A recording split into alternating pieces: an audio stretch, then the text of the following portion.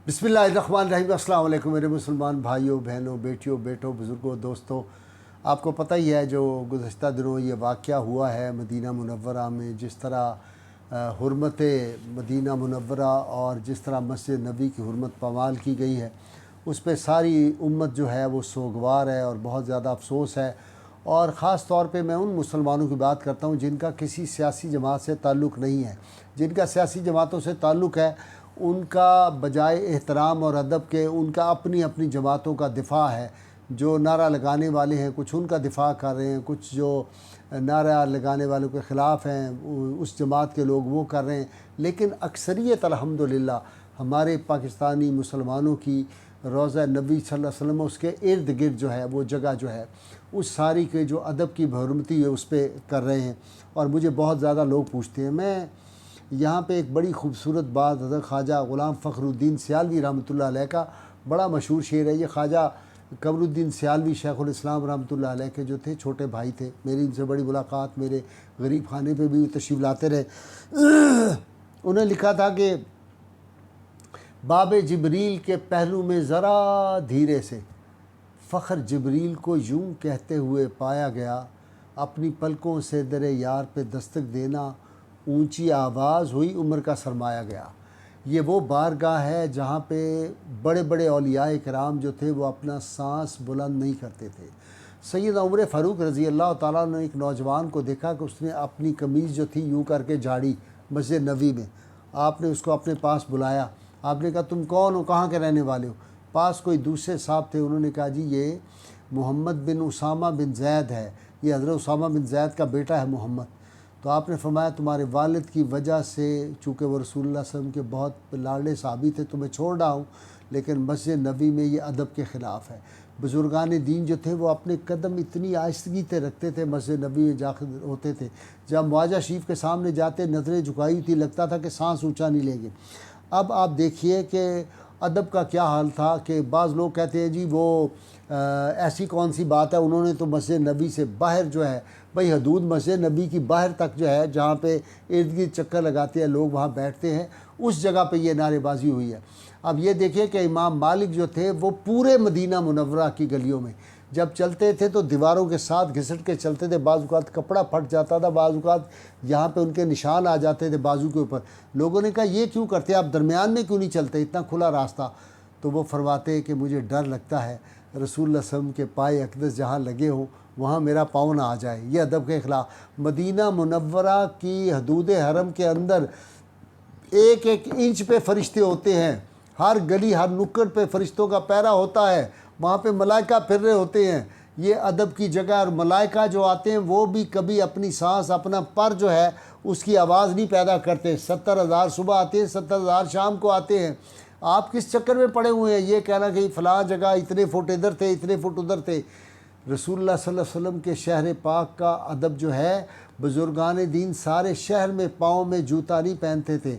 और हज़रत उमर बिन अब्दुल अज़ीज़ रज़ी अल्लाह ताला अन्हु, जिनको छठा खलीफा कहा जाता है और खुलफ़ाए राशिदीन में शुमार करते हैं, उनका देखिए अदब का क्या हाल था कि लोगों ने कहा आप ऐसे क्यों नहीं करते कि आप अपना जो है जो कैपिटल है इसको शिफ्ट कर लें मदीना मुनव्वरा में, और जब आप वफ़ात हो आपकी तो आपको हज़ूर सल्लल्लाहु अलैहि वसल्लम के रोज़ा अनवर में जगह मिल जाए। तो क्या इरशाद फरमाया, रोने लगे, कहने लगे कि अल्लाह मुझे आग के अज़ाब के अलावा कोई अज़ाब दे। अगर मैं ये बात भी सोचूं, ये अदब के तकाज़ों के ख़िलाफ़ है।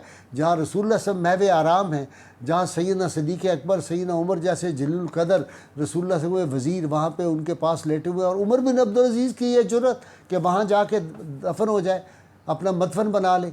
ये बुज़ुर्गान दीन का अदब था जनाब, वो सांस वहाँ नहीं लेते थे। आप देखिए कि उसका अदब का क्या हाल था।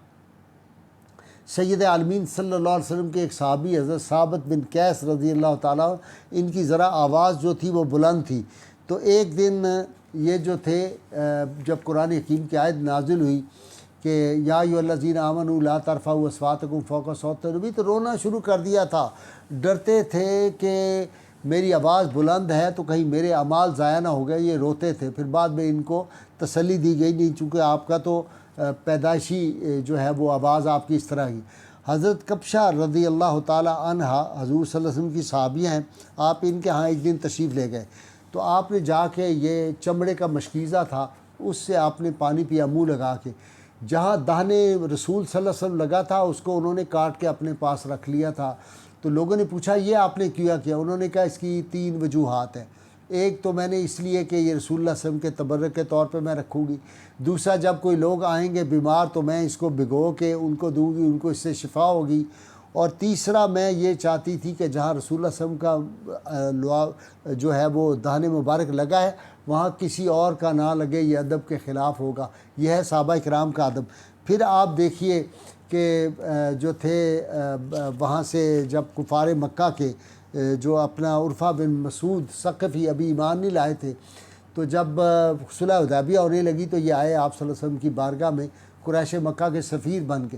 جب واپس گئے تو انہوں نے جو کچھ دیکھا تھا انہوں نے کہا میں نے کیسر و کسریٰ کے دربار دیکھے ہیں، جیسی محمد صلی اللہ علیہ وسلم کے صحابہ ان کی تعظیم کرتے ہیں میں نے کسی بادشاہ کے دربار میں نہیں دیکھا۔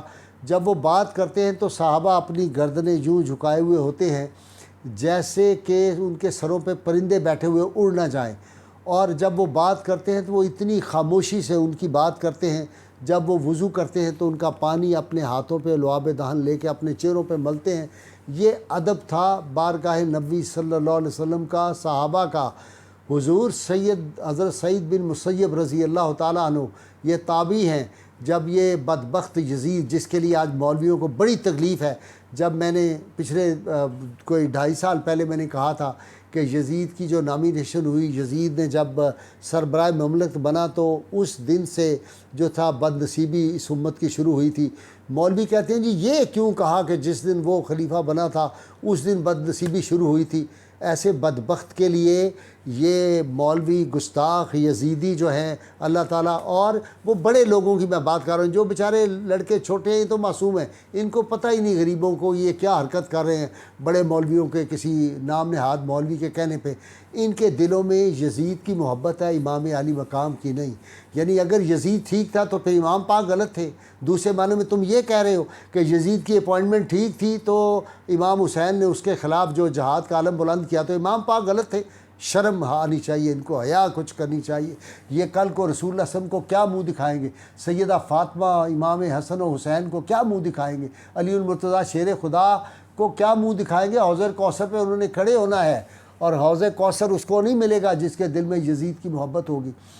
تو یہ اس صحابہ کرام جو تھے رسول اللہ صلی اللہ علیہ وسلم کے جو ادب پاک تھا وہ کیا تھا؟ حضرت سعید بن مسیب یہ وہ صحابی ہیں جب واقعہ حرہ ہوا اور یزید نے گھوڑے باندھے تھے مسجد نبوی میں اور وہاں پہ شرابیں پی تھی، اور پاک باز جو خواتین تھی مدینہ منورہ کی اشرافیہ ان کے گھروں میں جا کے ان سے زنا کیا تھا، زبردستی ان عورتوں سے حاملہ کر دی تھی۔ اس یزید کے بارے میں پاکستان کے لاہور کے جو بعض بدبخت مولوی ہیں ان کو بڑی تکلیف ہوتی ہے، یزید کو گلوریفائی کرتے ہیں، ان کو گلوریفائی کرتے ہیں یزید کو۔